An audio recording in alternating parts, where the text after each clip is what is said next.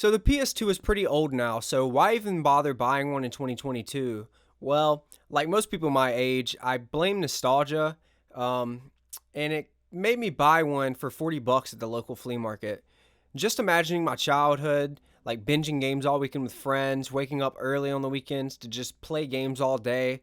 That's kind of the reason I was like, I want to buy another one.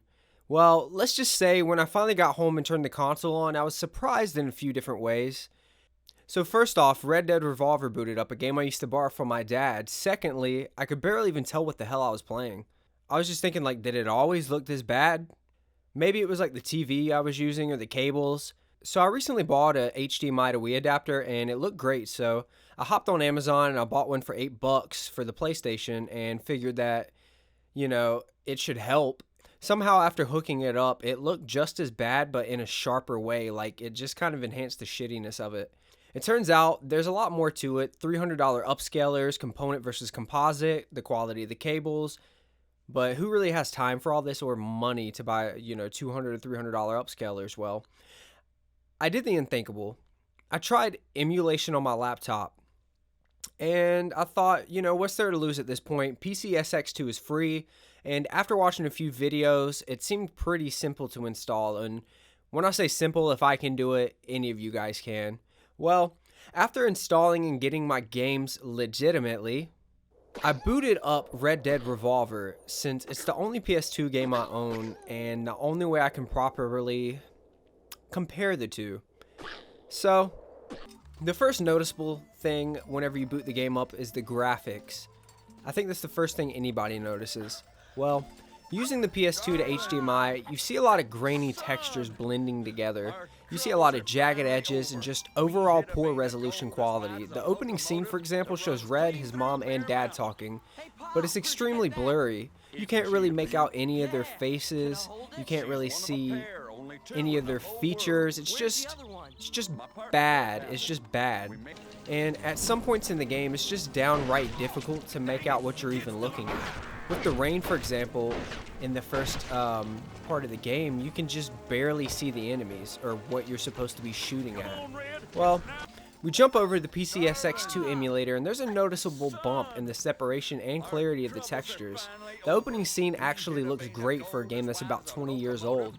Faces and features are more defined, environment and character textures are easier to tell apart, which greatly improves gameplay and enjoyment. So there's no difference as far as audio, both sounds great. Gameplay in general is smooth and controls well. I had no issues using an Xbox controller on my laptop when using PCSX2. You do have to go into the settings and map the controller, which is really, really simple, so you don't have to worry about any problems as far as that. Overall, I think that I had a better experience as far as that game goes, but we're going to jump into some other games as well, so you can kind of get an idea of how, different styles of games run, because that's just one game and you never know if other games will play as well. So I'm going to show a couple racing games, some platformers, fighting games, just a general basis of different genres of PlayStation 2 games, so you can just get an idea of how these games actually play and look. So The Simpsons Hit and Run is the first game I downloaded. So I played through this game for a few hours, a lot more than any of the other games I'll be showing, and that's with zero issues. The game saves just like normal, the game plays just like normal, there's no latency issues, no pop-in textures, no crashes after hours of playing. And at first, the game was a little glitchy, a little buggy. I just went to the graphics setting, changed a few things, nothing crazy, booted the game back up, and ever since then everything has worked fine. And this is a game that requires perfect playing with no issues, because there's a lot of time trials, there's a lot of races. So if I've gotten to the part with Lisa, and obviously I've beat some challenging parts, so that just goes to show that the game is extremely playable. And I'll show a little bit of gameplay footage. Everything looks beautiful, the colors are great, the audio is great. I highly recommend playing it.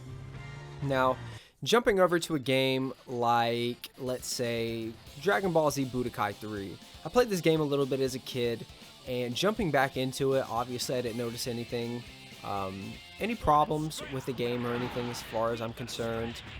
The only reason I'm getting my ass kicked is because I just suck at the game, honestly. but it looks great. It plays great. All the games play pretty well that I'm going to be showing, so I'll add in like timestamps and stuff like that. There's not too much to say, so if you guys want to stick around, the end of it's just kind of like a clash of some different games that I played, and so you guys can kind of see what the gameplay is like. So something I will say actually is, this is probably how it is for most PS2 games, but the cutscenes don't normally look too good. One thing I did actually notice that wasn't really like a big deal breaker or anything was down here at the bottom of playing God of War. During some of the cutscenes you could see like some problems with like the color at the bottom, but I don't really think that that's a huge problem. Once you actually get into the gameplay, it looks really good. I see some problems too with like recording with latency of some of the games, but when I'm actually playing them, there's none at all. I think it might just be a problem with like my recording software that I'm using. I'm also going to just kind of not talk sometimes and just let you guys watch a little bit of the gameplay at the end here of a couple of different games.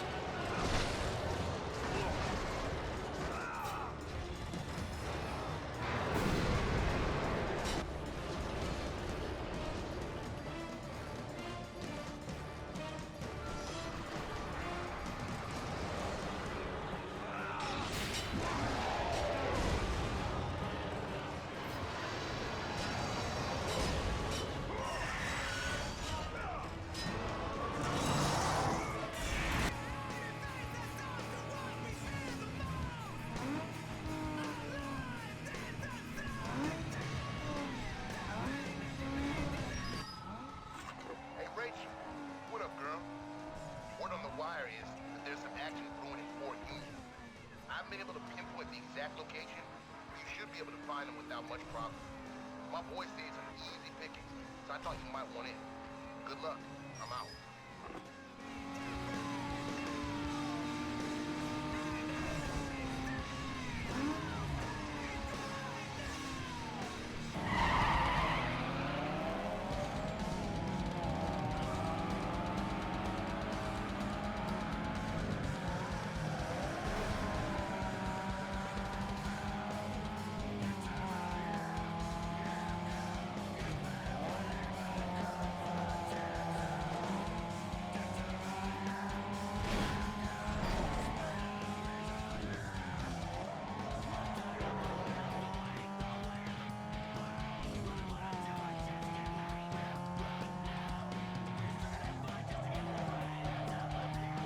Especially not a brainless orange marsupial. Crash must be eliminated. Uka Uka, need I remind you that Crash always finds a way to defeat us? Maybe he's just too good for us. Enough excuses!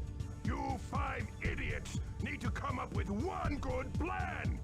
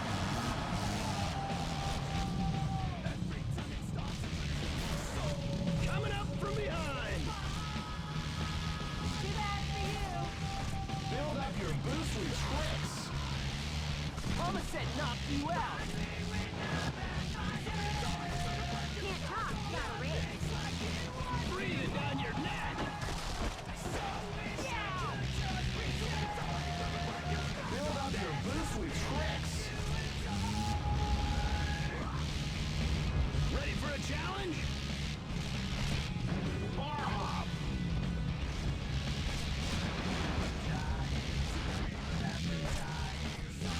You got company! Leave me alone! Bar hop! Going back to the old school!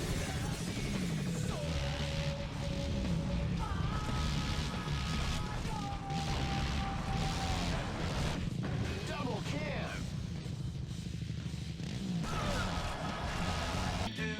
Where are you? We got some work to do now.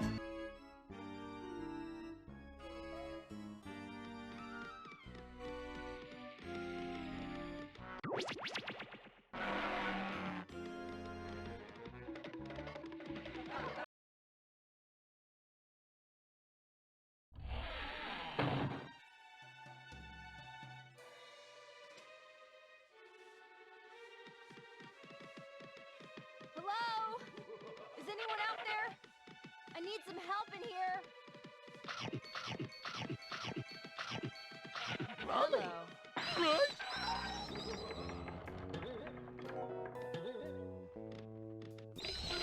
Whoa. Ollie? Scooby-Doo, I'm so glad you found me. Ugh, it was just awful.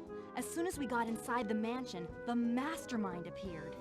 He told us that he is behind my uncle's disappearance. Here, take this map. It'll help you get around a little easier.